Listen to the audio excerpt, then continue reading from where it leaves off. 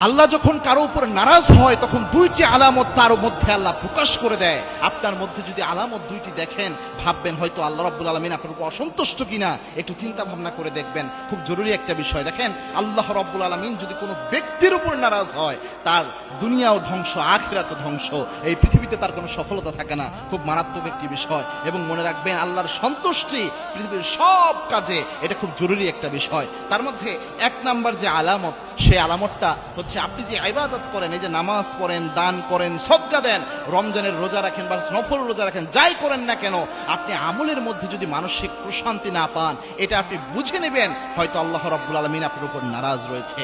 কারণ আল্লাহর হাবিব সাল্লাল্লাহু আলাইহি ওয়াসাল্লামের হাদিস হচ্ছে, আল্লাহ যখন কোনো ব্যক্তির উপর সন্তুষ্ট থাকেন, তাকে আল্লাহ রাব্বুল আলামিন যে কয়টা নিয়ামত দান করেন, তার মধ্যে একটা নিয়ামত হচ্ছে ইবাদত করলে ইবাদতের মধ্যে একটা অন্যরকম প্রশান্তি, মানসিক শান্তি আল্লাহ তারে দিয়ে দেয়। আল্লাহু আকবার। আল্লাহ রাব্বুল আলামিন ইবাদতে অন্যরকম একটা স্বাদ, অন্যরকম একটা মজা আল্লাহ রাব্বুল আলামিন দান করে দেয়। এটা আল্লাহ রাব্বুল আলামিন কোন বান্দার উপর খুশি হলে তাকে হাদিয়া হিসেবে দেয়। এজন্য অন্তরকে প্রশান্ত করতে চাইলে ইবাদত ছাড়া যেমন উপায় নাই, তেমনি ইবাদতে যদি মানসিক শান্তি পান, প্রশান্তি পান, স্বাদ অনুভব করেন ইবাদতের, বুঝবেন আল্লাহ আপনার উপর সন্তুষ্ট।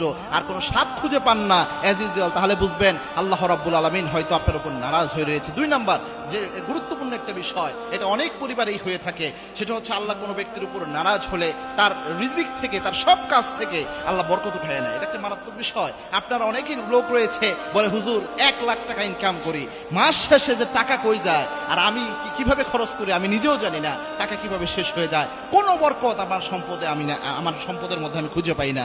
আবার আরেকজন রয়েছে 20,000 টাকা ইনকাম করে, অথচ তার সম্পদের মধ্যে বরকত থাকে।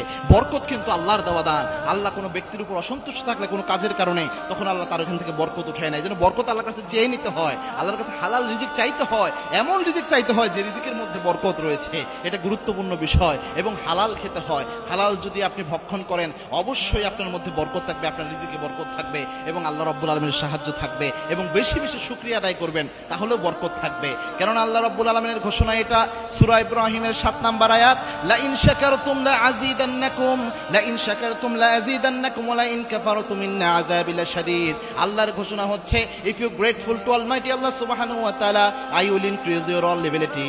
আল্লাহ বলছেন, আমি আল্লাহর যদি তোমরা শুকরিয়া আদায় করতে পারো, বেশি শুকরিয়া যদি আমি আল্লাহর আদায় করো, তোমার সমস্ত নিয়ামত আমি আল্লাহ বাড়াইয়া দেব।